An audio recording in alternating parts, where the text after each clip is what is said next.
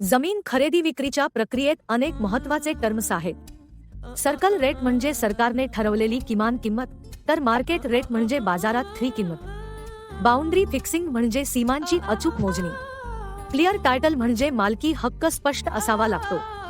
NA conversion म्हणजे शेती जमीन बिगरशेतीसाठी बदलणे। रजिस्ट्रेशन चार्ज आणि स्टॅम्प ड्युटी हे सरकारी खर्च आहेत।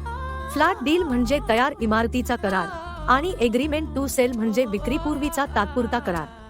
पॉझेशन लेटर म्हणजे मालकी हस्तांतराचं अधिकृत पत्र। लोन एलिजिबिलिटी तुम्हाला किती कर्ज मिळेल याचा अंदाज देते।